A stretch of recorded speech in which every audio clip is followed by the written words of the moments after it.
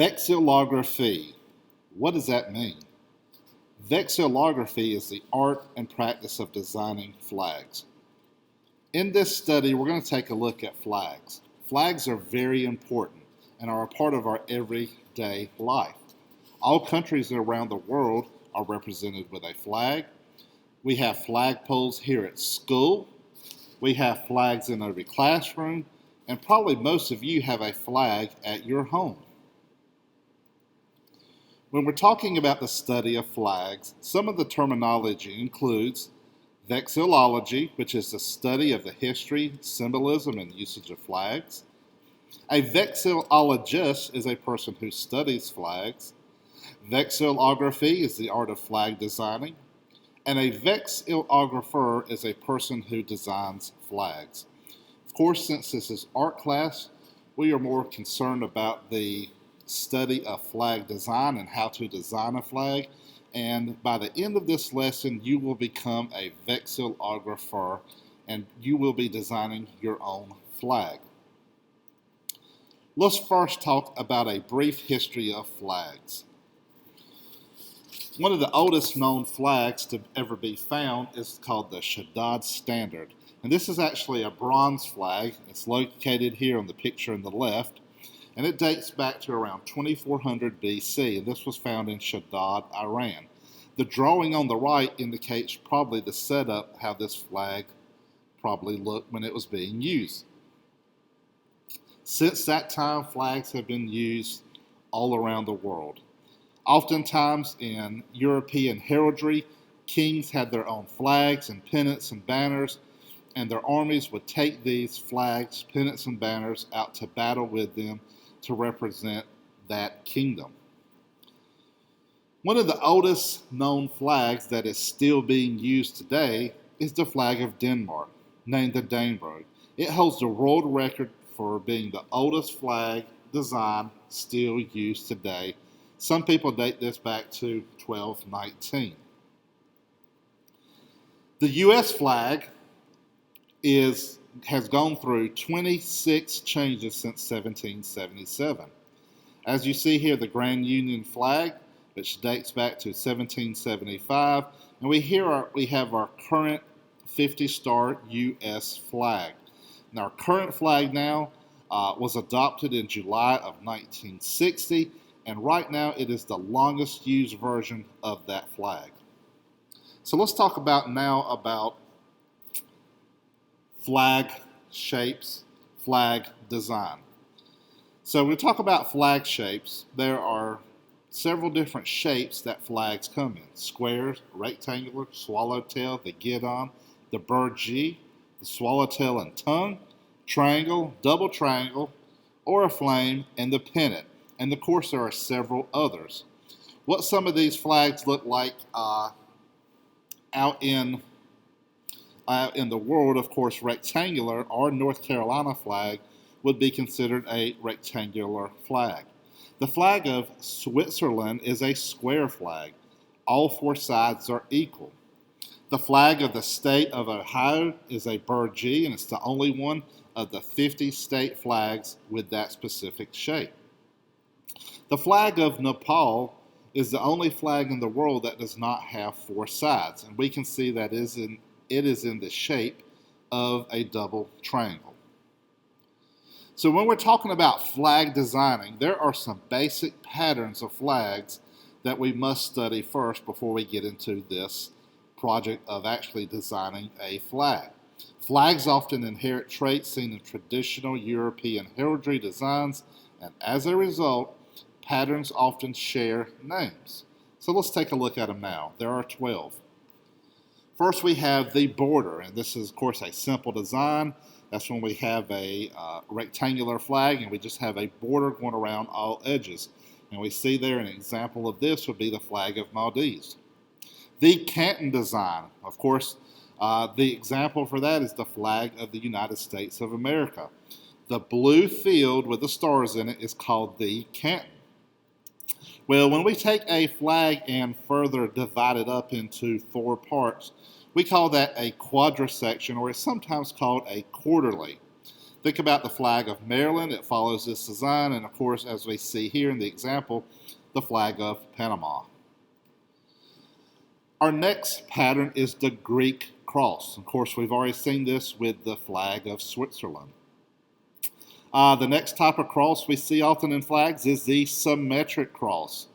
Here we have the flag of Georgia, and that's Georgia the country, not Georgia the state. And here we see the Nordic cross, and the example being the flag of Iceland. Our next pattern or set of patterns, the first one is the pale, and that's when we have a vertical band or stripe going down the center of the flag. The flag of Canada is a perfect representation or example of that. Our next design is called the fess, and a fess is when we have a horizontal band running right to left on the flag, and as we see here, an example by the flag of Austria. A bend is when we have a diagonal, corner to corner band on our flag. Now, this one runs from the upper right down to the lower left. Of course, it could run from the upper left down to the lower right. And of course, we see this put into example with the flag of Tanzania. Our last set of patterns here is we have the chevron, which is basically like a V shape or a triangle. It's often turned on its side, and we see that represented here by the flag of Palestine. The next example here is the pall, okay? And that is basically a Y shape. We see it's turned on its side, and we see that executed here with the flag of South Africa. And the last but not least, the saltire. And that's basically when we have an X pattern on our flag. And if we take a look at the flag of Scotland, we see that design represented. Now, oftentimes we said that flags have very similar characteristics. We see that the flags of Scandinavian countries all feature this Nordic cross. All these countries are very close to one another. And of course, we see their flags are very, very similar in their design. I thought this was a very unique picture here.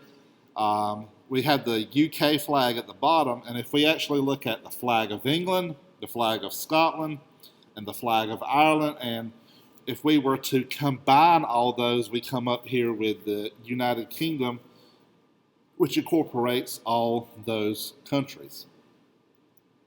So let's now talk about the 5 principles of flag design.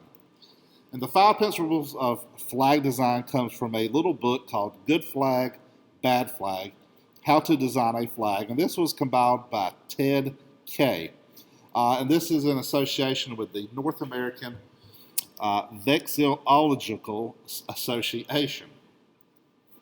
So what are those principles? Number 1, keep it simple. 2, use meaningful symbolism.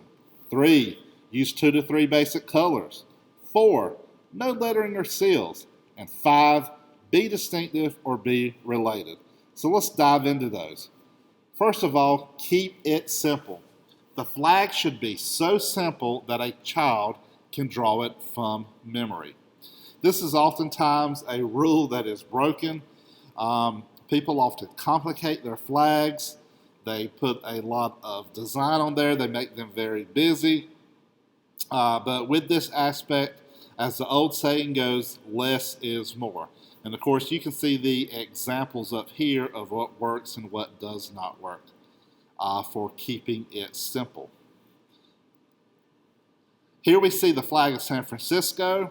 Okay, so it's got letters on it, and actually we see over here on the right side 2 redesigns of that flag. They kept it simple, and they took this phoenix, this mythological bird, and the artists here stylized that bird, which is basically means they drew it simpler and unrealistic, and they come up with a newer design that has no letters and a little bit more eye-catching. So try to go for the simple yet stunning design. Don't complicate it. Our next rule is use meaningful symbolism. The flag's images, colors, or patterns should relate to what it symbolizes. So we see here the flag of the Iroquois Confederacy. They represent the 5 tribes before 1600. It appears on the traditional blue of wampum shell beads. Let's look at the Italian flag there. That's based on the revolutionary flag of France. The vertical orientation of Italy's stripes represented a challenge to the typical horizontal stripes of the ruling kingdoms of Europe. So we see here deep, deep meanings with these flags. We also have that in our U.S. flag.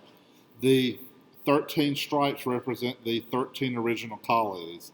The stars represent the states. And we talk about meaning.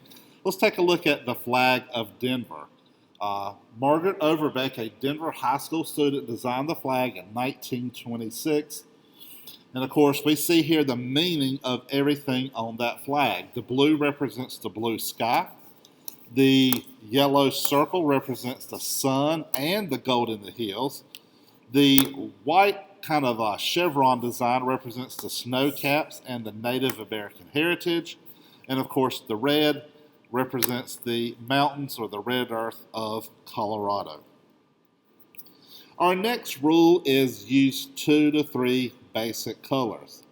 Limit the number of colors on the flag to 3, which contrast well and come from the standard color set. So we've already previously studied what contrast means, and that's when we have a great difference. Standard color set, what does that mean? The basic colors: blue, white, red, green, black, yellow. Okay? We want to avoid colors that are out of that standard color set. So we see here some examples of simple design flags. We have here the flag of Amsterdam using just 3 colors. One of my favorite U.S. state flags, New Mexico, right here with just a simple yellow background and the red sun. And then, of course, the Dominican Republic with the 3 colors right there. All the not so good or bad flag examples have multiple colors on them. So use 2 to 3 basic colors. Number 4, a lot of states have broken this rule. No lettering or seals. Never use writing of any kind or an organization's seal. So we see there the flag of South Carolina, very distinctive flag, very good design with the palm tree and the crescent moon, or the gorget as some people would say it is, versus the South Dakota flag, which has the state seal on it. So if you're wondering what a state seal is, this is the North Carolina state seal. If you go up to Raleigh, go in some of the museums, go in any government buildings or offices, you'll actually see this great seal of the state of North Carolina. So what these designers are saying is basically don't put that on your flag. And the 5th and final guideline or rule for designing a good flag: be distinctive or be related. Basically, avoid duplicating other flags, but use similarities to show connections. So when you are designing, you don't want to rip off somebody. You don't want to take a design and make it your own, or you don't want to take a simple design and simply change the colors and call it your own. Be as creative as possible, but when we talk about showing similarities, a perfect example of similarities is the flag of Denver, Colorado, the city, and the state flag of Colorado. The most noticeable similarities with these 2 flags are the colors. We also see the yellow sun or the yellow disc or circle. And like I say, color-wise, they match perfectly. They're similar, but yet very different. Now, with this said, okay, it's not as if when every state was designing their flag, they had this list of rules. These list of rules are fairly new, and people who study flags just kind of came up with these as good design principles. We talked about the principles of art, or principles of design, the elements of art, and we talked about how good artwork is just not on accident, that there's a lot of thought and planning into it. And that's what these people are saying, that if we use these 5 guidelines, that more than likely we're going to come out with a good looking flag. Okay? So with that said though, sometimes rules are meant to be broken, they're meant to be bent. Okay? So if we take a look here at these 4 flags right here, they do not follow these 5 basic principles of flag design. However, they work. First, let's take a look at the flag of Colorado. What does it have on it? It has a giant C. One of the rules said don't use any lettering or seals, but in this case, it's a stunning design and it works. Okay? Notice how the C is not directly in the middle, that it's closer to the left edge of the flag. The flag of Maryland.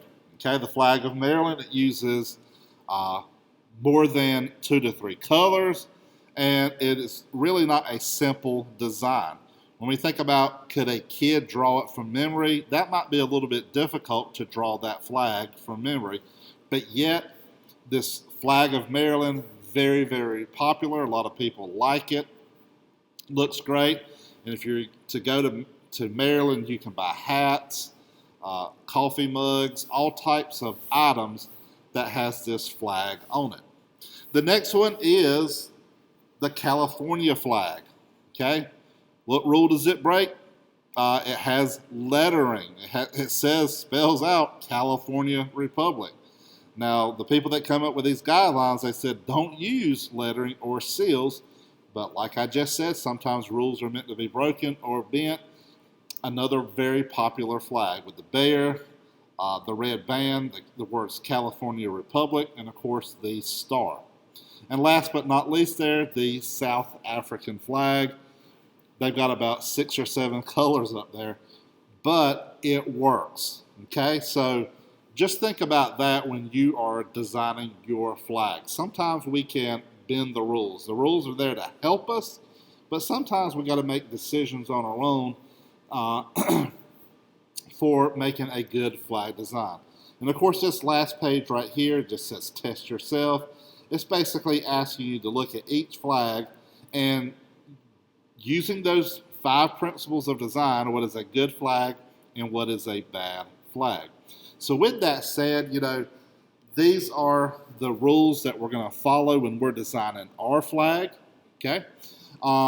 Nonetheless, if you see a flag from any country around the world and it doesn't necessarily follow those rules, that's perfectly fine. You can still like a flag. I like the flag of the state of North Carolina. It has lettering on it. Okay, it has dates on it, but yet I still think it is a greatly designed flag. So I hope you enjoyed this video, and I look forward to seeing your flag designs.